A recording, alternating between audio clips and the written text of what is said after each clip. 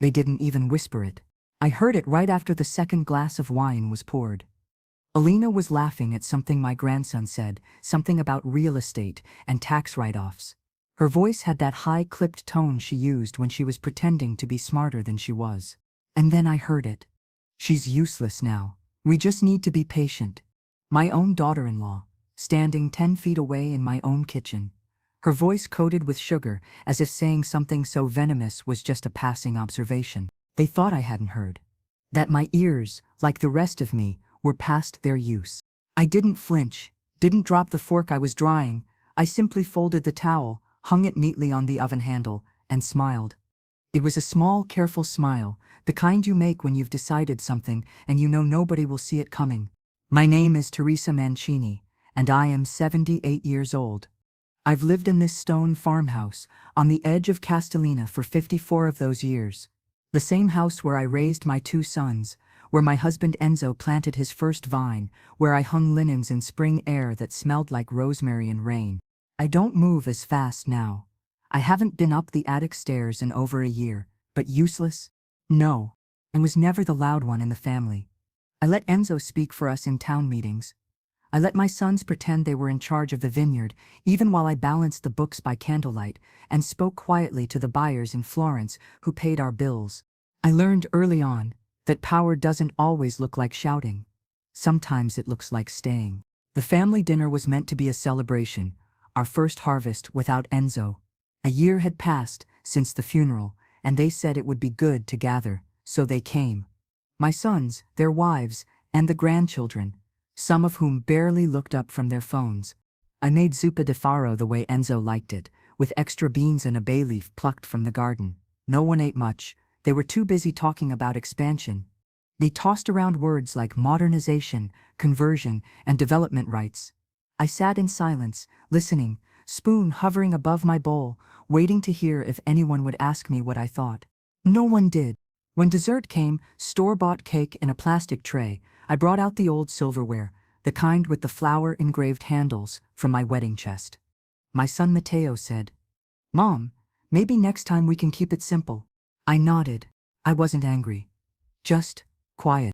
But when I overheard Elena mutter, "She's useless now," everything shifted. I remembered the drawer, the old safe, the letter Enzo had me sign 10 years ago. They thought they were the future. They had no idea how carefully I had preserved the past. That night, I didn't sleep.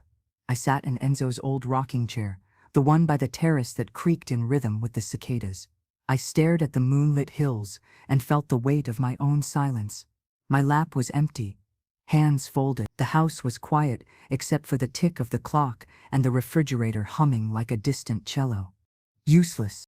The word kept turning in my chest like a knife being slowly twisted. It wasn't the insult that hurt. It was the certainty in her voice. Like she had already decided I was a relic to be discarded. Like this was all already hers. They saw my silence as surrender. But silence, for women like me, is not submission. It's strategy. Enzo always told me, if they forget who you are, remind them, but not with your voice. Use your mind. Use the ledger. I rose just before dawn, when the light was still blue and uncertain. I lit the lamp in the back pantry and opened the little wooden box where I kept our old account books. My hands shook as I reached for the bottom stack. There it was, the ledger from 1997, the year we nearly lost everything and I refinanced the land in my name while Enzo recovered from his stroke. I had never told the boys.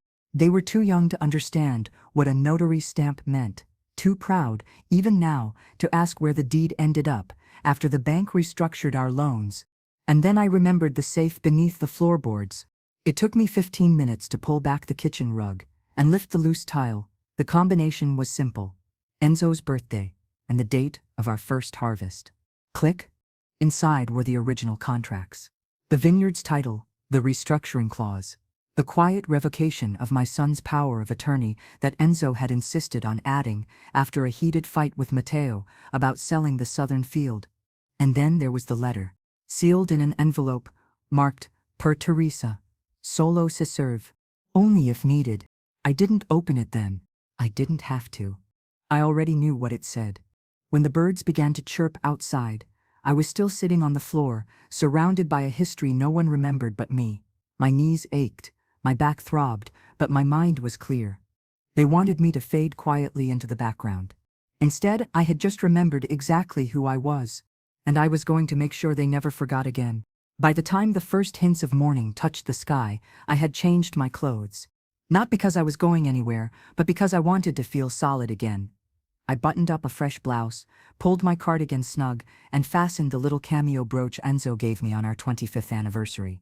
My hands were slow, not weak, just methodical. I sat back down on the floor with the envelope in my lap. Only if needed, it said in Enzo's slanted script. It was needed now. I opened it. Inside was a letter and a folded legal document. The paper smelled faintly of lemon oil and thyme. I unfolded the letter with both hands.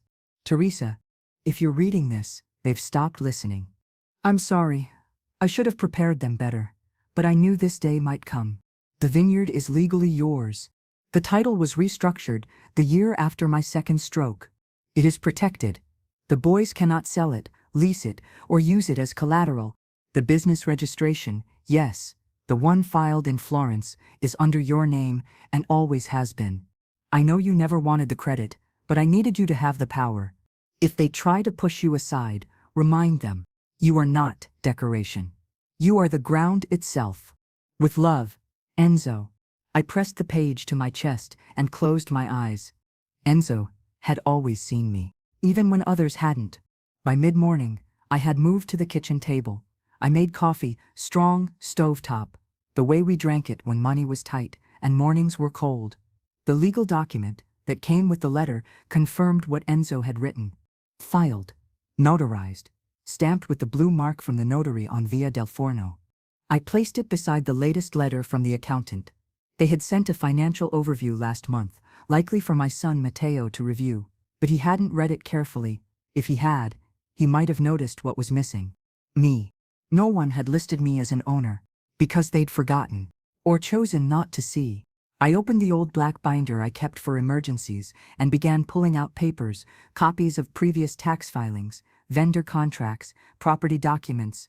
Then I took out the brown leather address book from the cupboard above the sink. I hadn't opened it in years. The corners were curled and the middle pages were soft from use. My fingers landed on a name I hadn't thought of in over a decade, Luca Forti, Enzo's old friend. Once our estate lawyer, we had parted ways after he moved to Milan, but I remembered his kindness. He was the one who taught me to read between the lines in contracts, even when I wasn't expected to. I called. He answered after 2 rings. Still sharp. Pronto? Luca, it's Teresa Mancini. From Castellina. A pause. Teresa? Dio mio, how long has it been? 14 years. And you're calling me on a Tuesday morning. That can only mean trouble. I exhaled, slowly.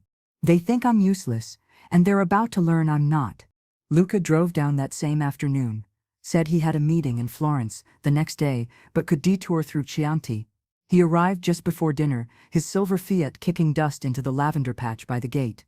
He walked into my kitchen and whistled. You haven't aged a day.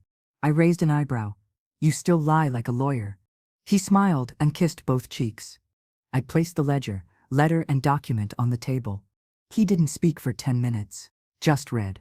Then he looked at me. You have them cornered, completely.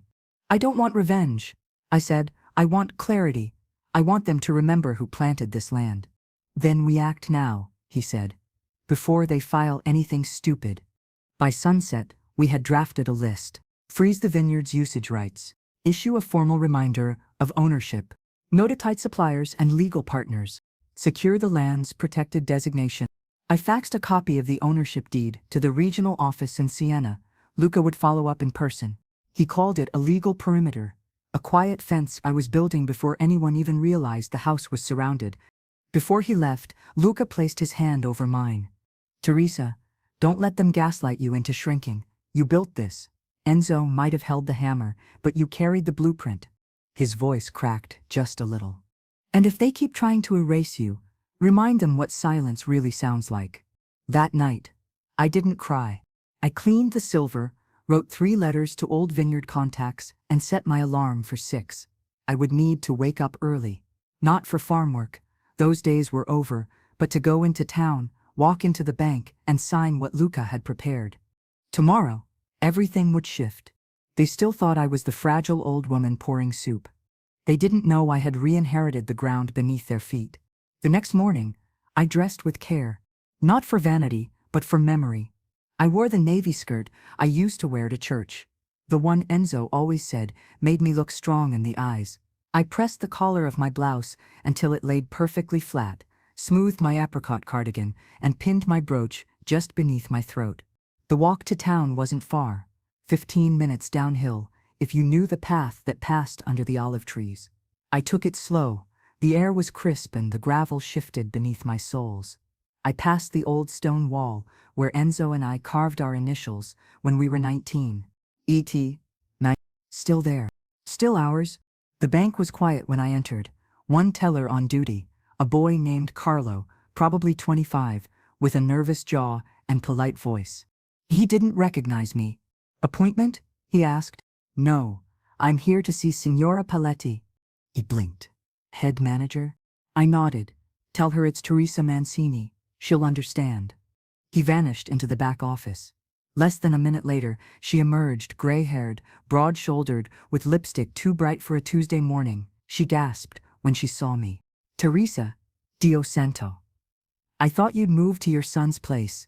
Not yet, I said, smiling tightly. I need to authorize a control reassignment. Behind her frosted glass door, she poured me espresso and pulled up my accounts. I slid the notarized documents across the table and waited as she reviewed them. Her mouth opened slightly. Is this active? Fully binding, I said. Luca 40 confirmed it. She whistled low and long. And your sons don't know? They will, I replied. But not from me. By the end of the meeting, she had flagged Matteo's access as temporarily suspended, pending ownership clarification. That meant he couldn't move funds, open new credit lines, or authorize asset use, at least until a full review occurred. It was subtle, but the cracks had begun. From the bank, I walked across the piazza to the notary's office. Same building, same marble stairs. Enzo and I climbed the year we first signed the land deed. The assistant looked surprised when I gave her my name. We still have your file, she said. Not many people keep paper records anymore. Paper remembers better than people do, I replied. She smiled, and 15 minutes later I walked out with 6 certified copies of the ownership declaration. 1 for Luca, 1 for the agricultural board, 1 for the accountant, 3 for safekeeping.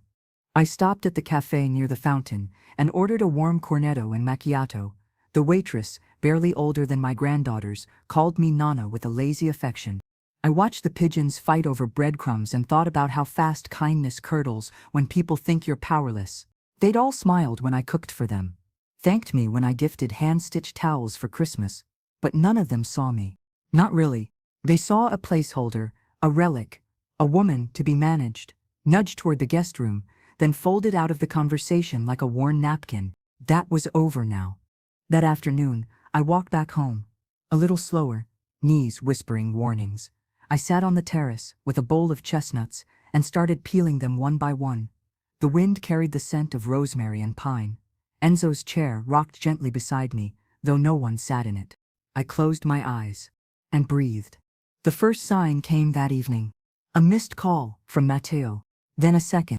I didn't answer. The third was a message. Hey, weird question. Did something change with the vineyard's main account? I tried to schedule a supplier order, but the access portal flagged me out. I let it sit unread. Then, another came from Elena. We're getting some emails about title registration updates. Is there something you forgot to tell us? I placed my phone face down on the kitchen counter and kept peeling chestnuts. They weren't panicked yet, but they would be. That night, I sat down with the black leather folder.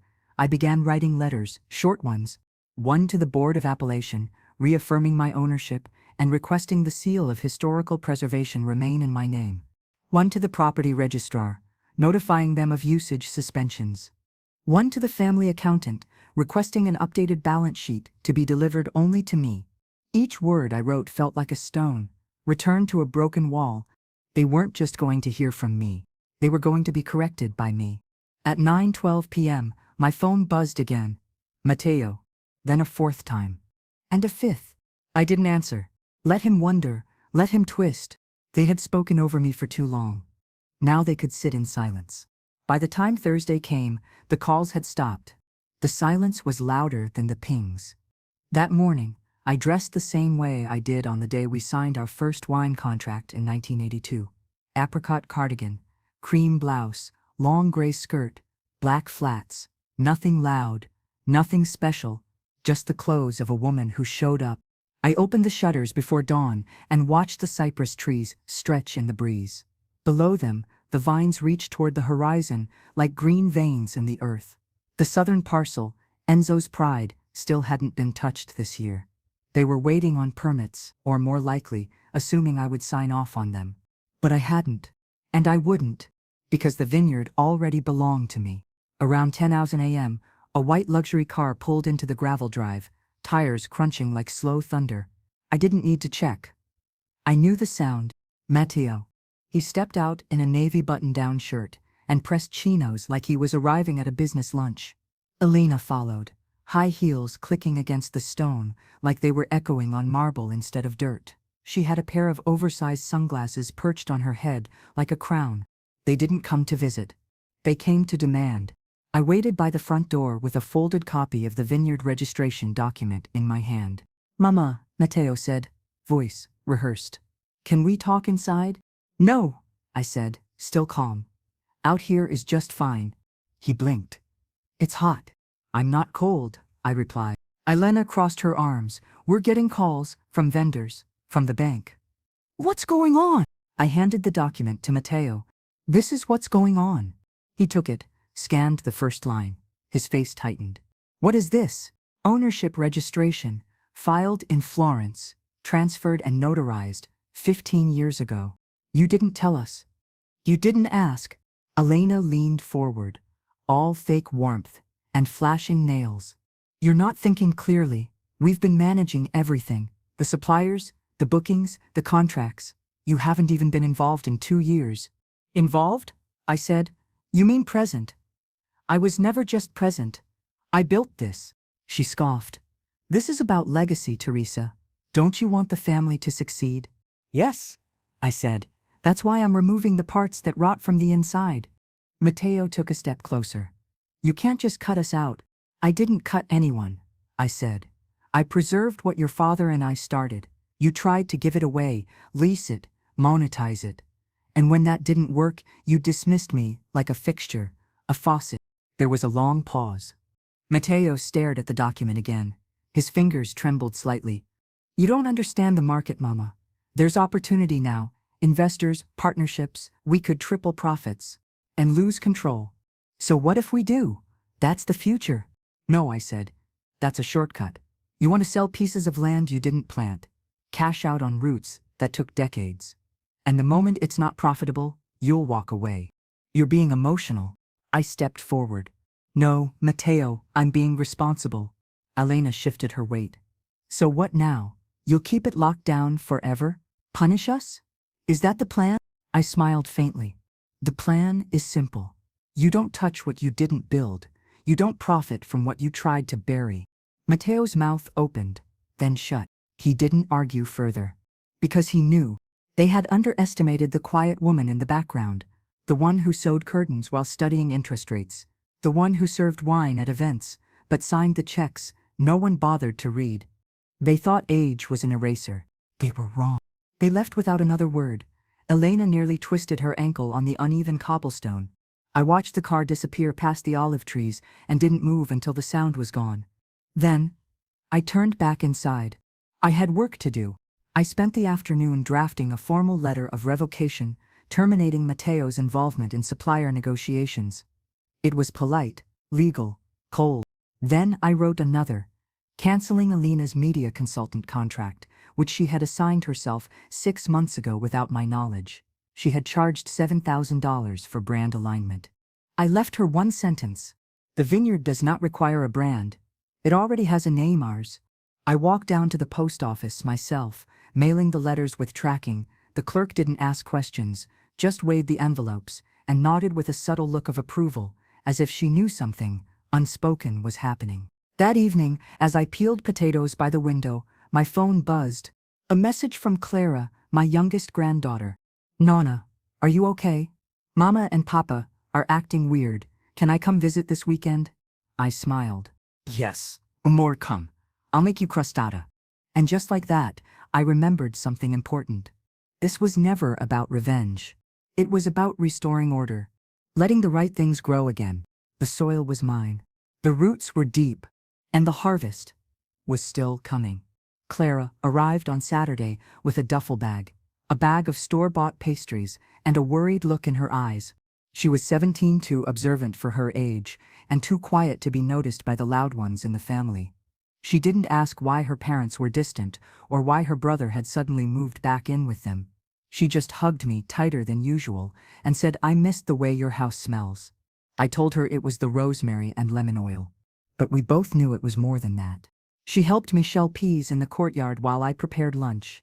I made farinata and roasted squash, and she told me about school, how her teacher gave her detention for correcting a timeline in a history lecture. I smiled. "You get that from me?" I said. "What? Stubbornness?" "Truthfulness," I replied. "Though it often looks the same." We ate together under the olive tree. No phones, no interruptions, just the breeze and the sound of bees fussing in the lavender. When I brought out the crostata, Clara looked at me carefully. "Nana, what's happening with the vineyard?" "What do you mean?" "Mama's been yelling into the phone for days. Papa's locked himself in the study. They keep saying things like blocked account and property revision." I folded my napkin. "They made some assumptions," I said. "I'm reminding them they were wrong." Clara blinked. "Did you take it back?" "I never gave it away." She let that settle, then smiled. "Good." That night, she helped me go through the storage chest in the attic. We pulled out old wine labels, promotional posters from the 1980s, and a framed photo of Enzo standing with a group of workers by the southern vines. There was dust on everything, but Clara didn't mind. She handled each piece like a curator in a museum, as if our history deserved reverence. When we found the original vineyard nameplate, carved in walnut, I watched her trace the letters with her finger. "Vigna Mancini." "We should hang this again," she said. "Where?" "At the front gate, so no one forgets whose name built this." That night, I cried, not from sadness, but from recognition. Someone had seen me again. The next week, I received a formal letter from the family accountant, a gentle inquiry. "We've received conflicting instructions from Matteo and yourself regarding the annual tax filing. Please advise who holds final authority on behalf of the estate." I replied with one line and an attached PDF. "See attached ownership document. All decisions to be routed through Teresa Mancini. No exceptions." I mailed a second envelope to the regional agricultural office. It included my notarized transfer confirmation and a cover letter that formally requested they cancel the proposed development permit that Matteo had attempted to submit last year. He had listed himself as primary stakeholder. That phrase alone was enough to tighten my jaw. They had no idea how deeply their arrogance ran, until now. By Thursday, a response came. "Dear Signora Mancini, your revocation has been processed. Permit 21947 has been annulled. Your designation as sole landowner is confirmed under statute R1. With respect, Agnes Filippi, Senior Clerk, Chianti Agricultural Registry." I pinned it to the refrigerator with a wooden magnet shaped like a bunch of grapes, right beside Clara's drawing of our olive tree. That evening, I made a list in my journal, something I hadn't done since Enzo passed.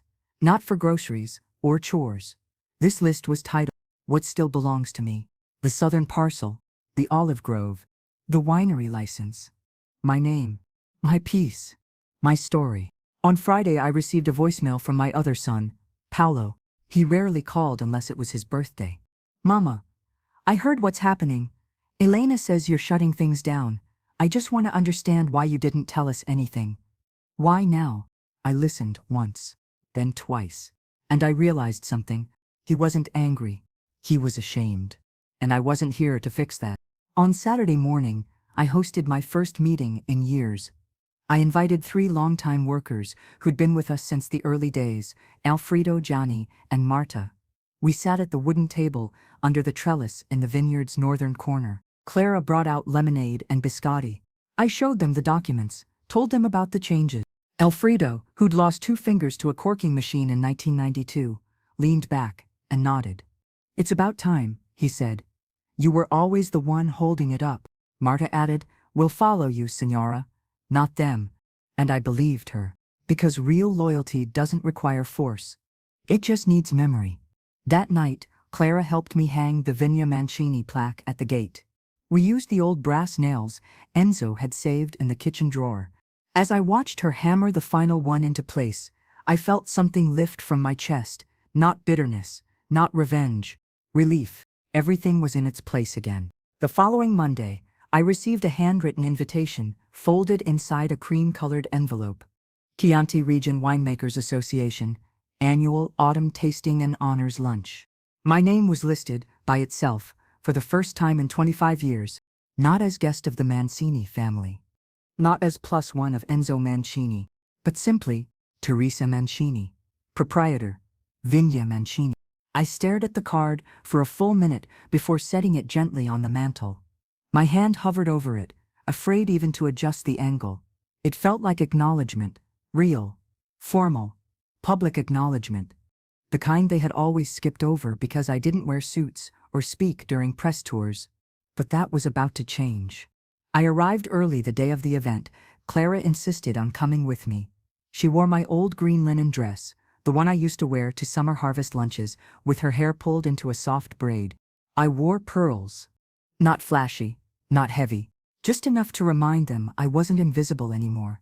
The reception was held at a large outdoor villa outside Castellina. Rows of long tables with white cloths and endless wine bottles stretched under a canopy of grapevine-draped lattice work. Staff moved quickly, adjusting glasses, adjusting menus. We were seated at a table near the front. Matteo and Alina were across the terrace, flanked by business investors and a freelance journalist who had done a piece on emerging family brands in Tuscan wine. I saw Matteo glance at me. Then, look again. His expression froze when he saw my place card, bold letters. Teresa Mancini. Elena's smile tightened. She wasn't used to being outmaneuvered by someone who didn't wear heels. Midway through lunch, an announcer from the association stood up and tapped a glass. "Before dessert, we would like to take a moment to honor the original vineyard leaders in the region who still operate family-run estates. Today we welcome back an emblem of legacy, Signora Teresa Mancini." Applause broke out. Real applause. I stood slowly. Clara touched my hand. I didn't say much, just 2 sentences. "I planted vines, not brands. What we grow should last longer than our egos." There was a pause, then louder applause.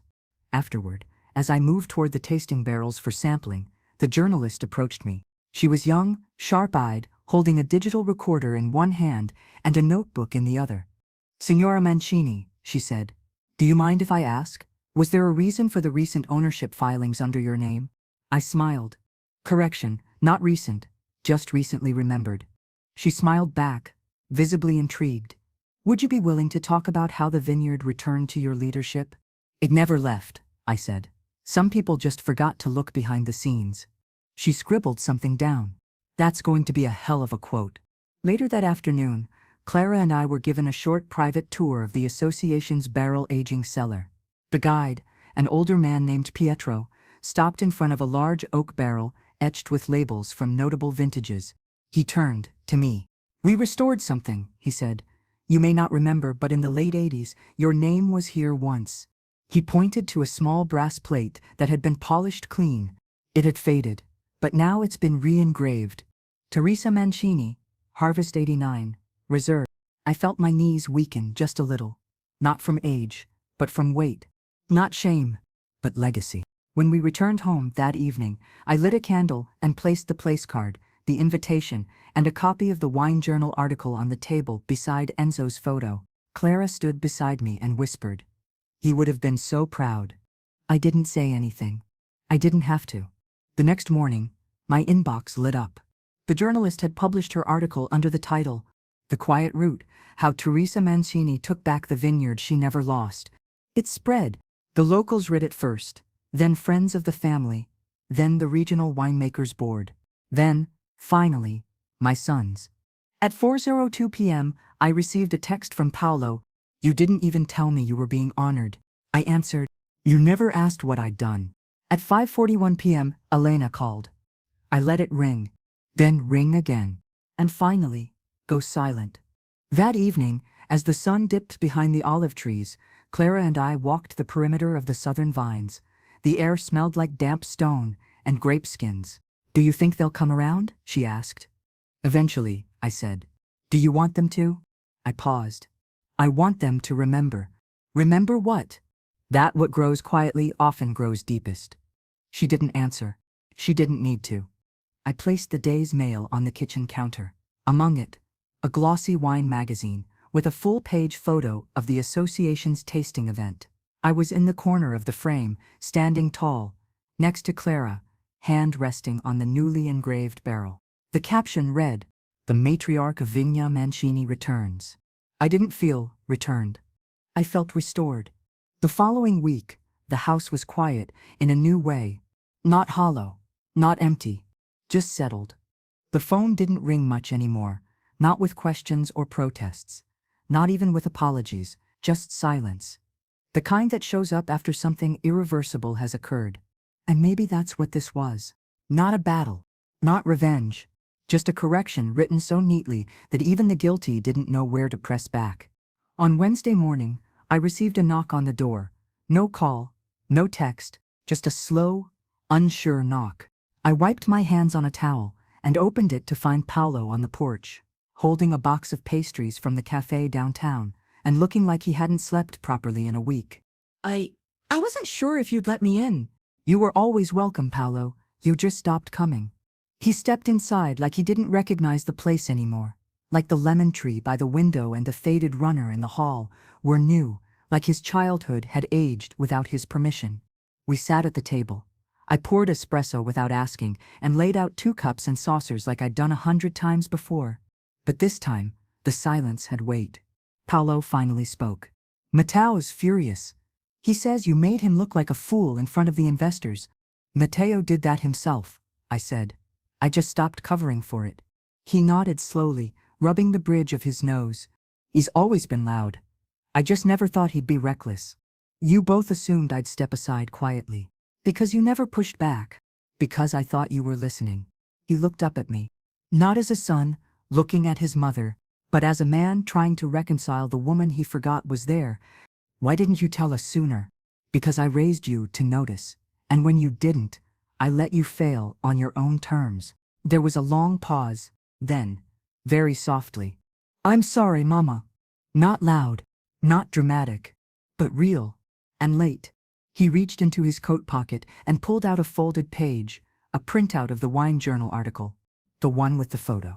The one that finally named me. I read this 4 times, he said. I couldn't believe it wasn't fiction.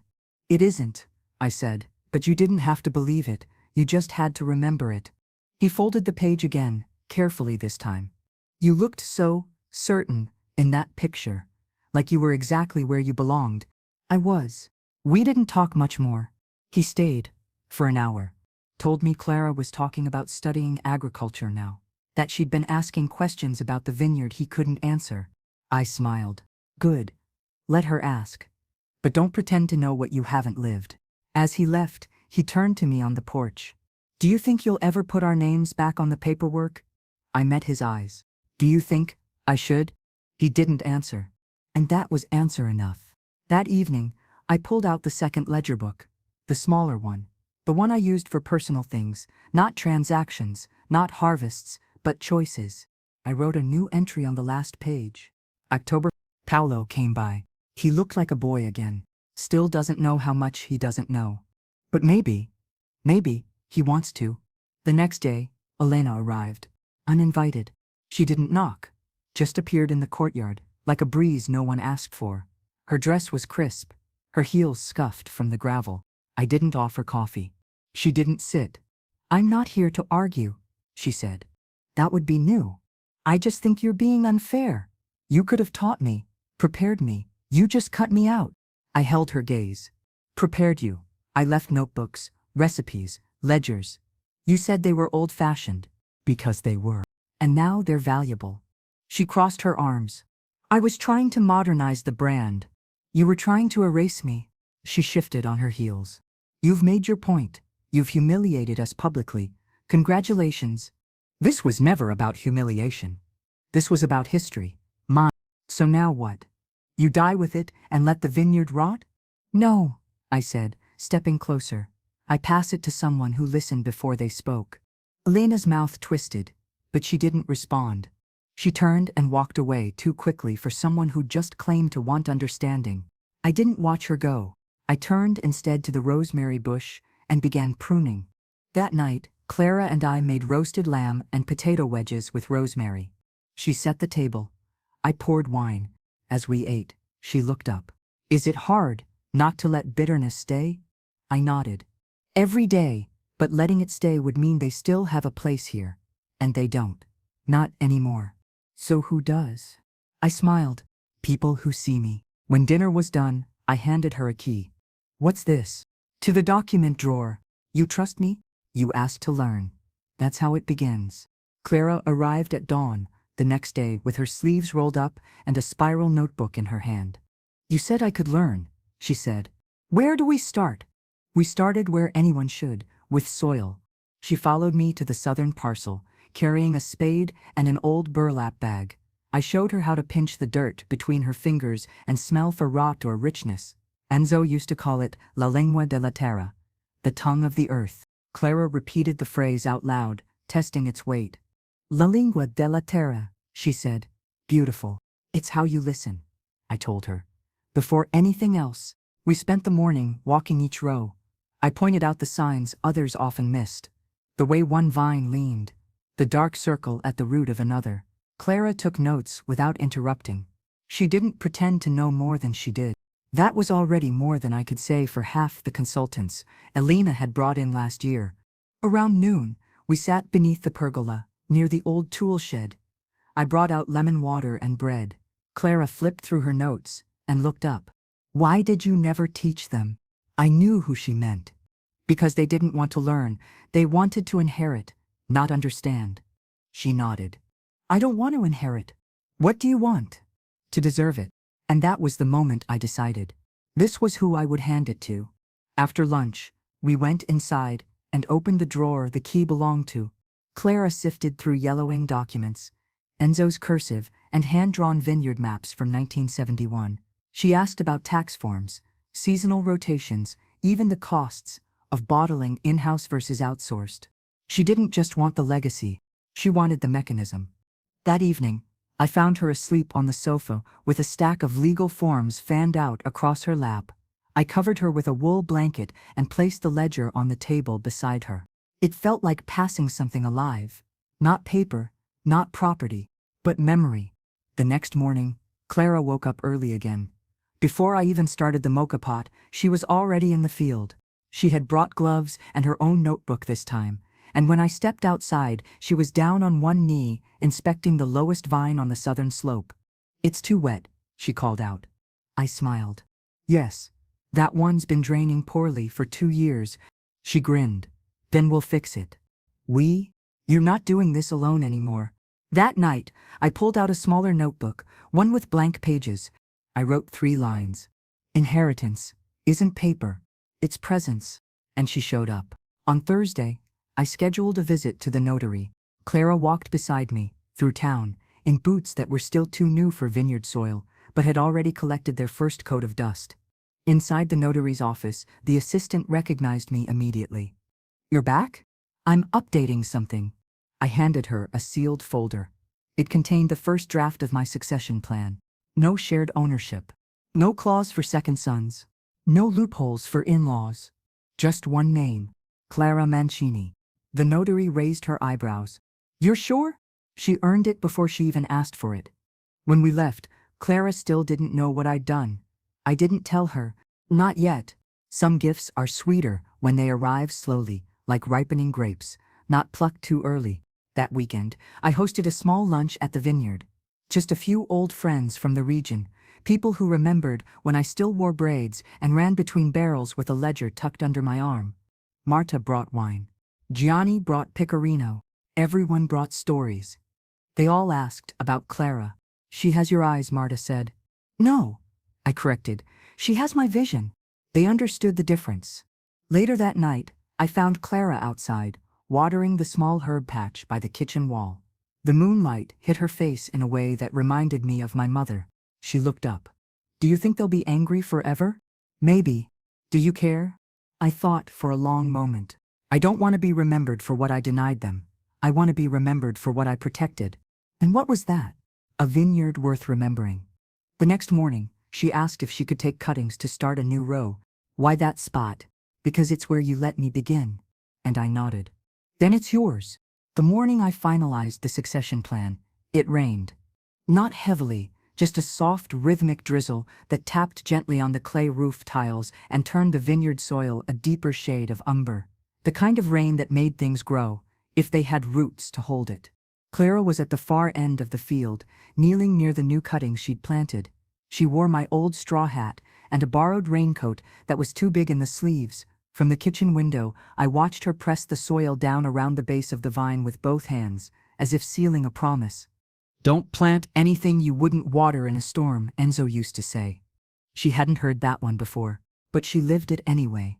The notary's office was warmer than usual that afternoon. I brought my own pen. No flourish, no performance, just 3 firm strokes, and it was done. The document passed quietly from my hand to the registrar's. No one clapped, no champagne, but I walked out lighter than I had in years. That evening, I pulled down the old family photo that hung in the hallway, the one from Matteo's confirmation. Everyone dressed stiffly, smiling too big. Even Enzo looked formal, which wasn't like him. I studied my own face in the frame. I looked small, unassuming, forgettable. No one in that photo had known what I'd already built behind the scenes. Deals negotiated, workers hired, debts handled. They saw an apron, not an architect. I set the frame down. Not in anger, but in closure. At dinner, I handed Clara a thin manila envelope. You'll want to read this when I'm not in the room. She blinked. What is it? Everything. Yours. She didn't open it. She just took my hand. Thank you for trusting me. You earned it. On Sunday, I received a voicemail from Matteo. He didn't say hello. Didn't say my name. Just, you know this isn't over, right? I deleted it. Then poured myself a glass of the '96 vintage we never released publicly. Enzo had said it was too acidic for market, but I always loved its sharpness. Not everything is made to be easy to swallow. Some things need to bite. Later that night, Clara and I began cataloging the old ledgers, converting them to digital. She typed each entry by hand, asking me to explain abbreviations, context, the occasional smudge of ink where Enzo had coughed mid-sentence.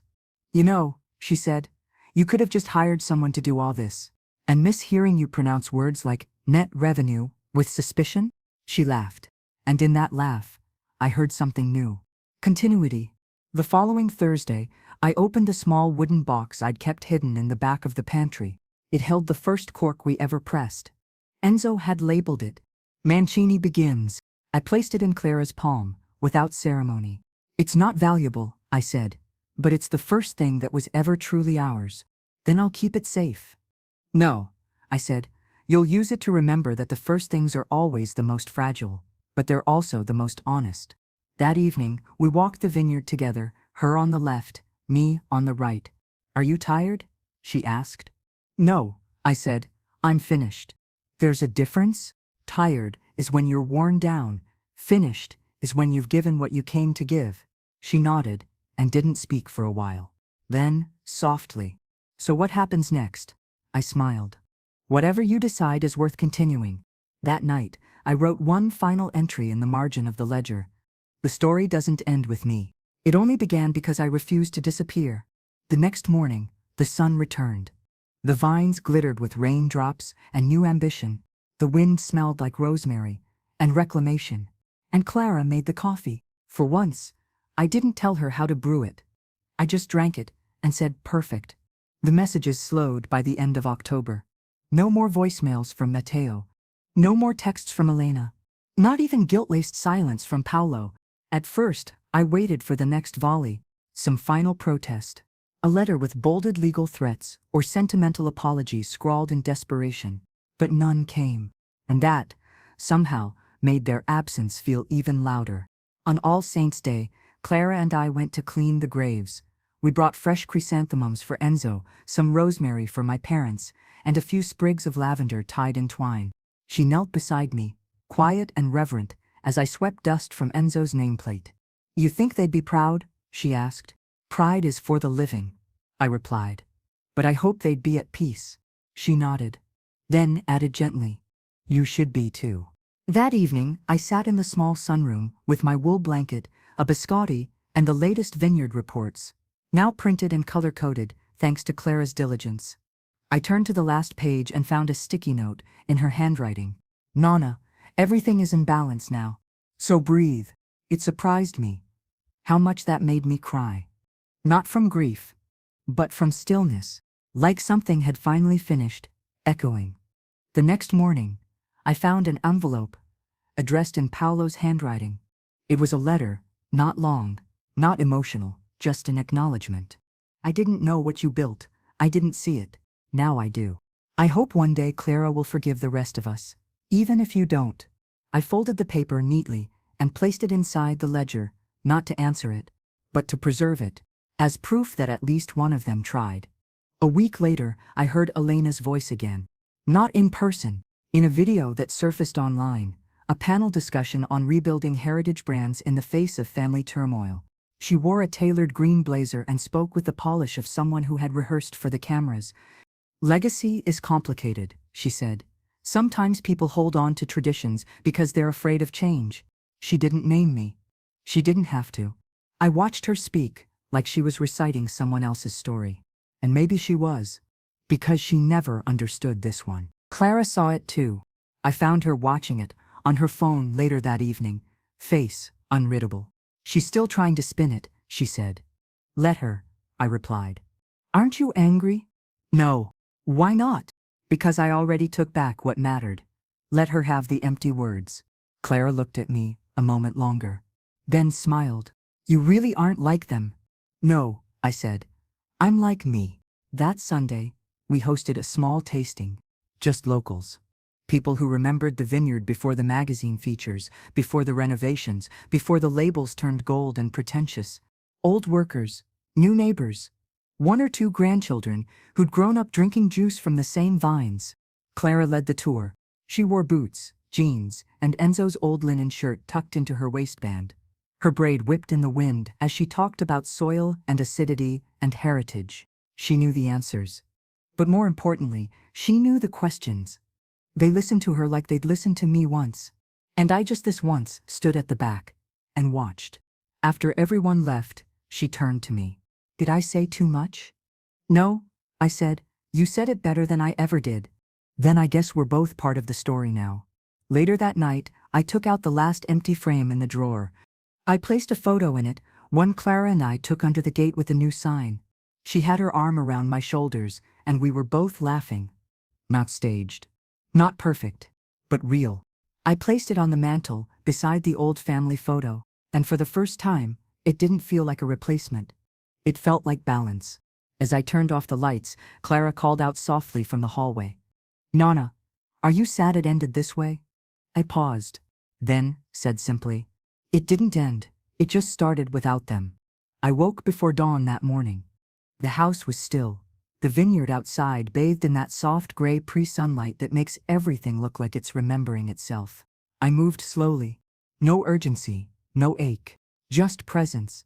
I brewed the coffee, one spoonful, then another, and as it percolated, I opened the drawer by the stove and pulled out the envelope I had written months ago. It was labeled in my own handwriting, "To be opened when everything has been said." I brought it out to the terrace, still warm in my cardigan. The olive tree swayed gently in the breeze, its leaves silvered by dew. The lemon balm had grown taller, almost reaching the first rung of the trellis. I opened the letter, unfolded it once, then again, and I read it aloud, not to change it, to confirm it. "To whoever comes next. This house has stood on tired bones and good bread. It has heard too many silences and too few thank yous. That's not a complaint. That's just a record. If you are reading this, it means I have chosen to leave without performance. Without final warnings or dinners or speeches, I simply stepped out of the frame. I want you to know I did not live a perfect life, but I lived an observant one. And I learned this much. Legacy is not what you leave behind. It's what refuses to disappear even when you're gone. You do not need my name to protect this place. You need only keep showing up with clean hands and clear eyes. If they ask you why the land still grows, tell them. Because someone stayed long enough to understand it. And if they ask what happened to me, say, she never left. She just went quiet. I folded the letter again and placed it inside the pocket of the ledger. Then I lit a candle, just one. Not for mourning, for marking. Clara woke later and found me on the terrace. You're up early, she said, rubbing sleep from her eyes. So are the vines, I replied. She sat beside me, barefoot, hair still tangled from sleep. Are you worried? She asked. About what? About the vineyard. About when you're not here. No, I said. Because I will be. She looked confused. Everything I ever cared about is in that soil, I said, and now it's under your hands. That's a lot of weight. No, I said, that's a lot of trust. That afternoon, I showed her the final document I had never shown anyone. A letter of purchase. My name on the deed, not Enzo's, not the family's. Mine, bought in 1970, paid off with work done in the margins of everyone else's spotlight. Clara looked at the paper, fingers trembling slightly. Why didn't you ever show them this? Because I didn't need them to believe it, to make it true. She nodded slowly. And now it's time someone else knows what it cost. We sealed the document in a new folder, red, thick, and placed it in the safe beneath the stairs. Then we made a second copy and sent it to the registrar's office with a note. Proprietor Clara Mancini. Simple, direct, irrevocable. Later that evening, as the sun set gold over the southern field, Clara brought out 2 glasses of the 2012 vintage. You know, she said, I was always afraid you were preparing me for you to leave. And now I think you were preparing me to stay. We toasted, not loudly, not ceremonially. Just 2 glasses raised. 2 women sitting shoulder to shoulder. And the vineyard quietly breathing around us. Before bed, I wrote one last line in the ledger. The only thing left to say. It held. Then I closed the book and left it there on the table, spine worn, but intact. The next morning, the sky was clear. No messages, no interruptions, no new storms. Just the sound of pruning shears outside the window, and the soft hum of Clara, humming as she worked. I didn't go out to join her. Not that day. That day, I simply watched and smiled.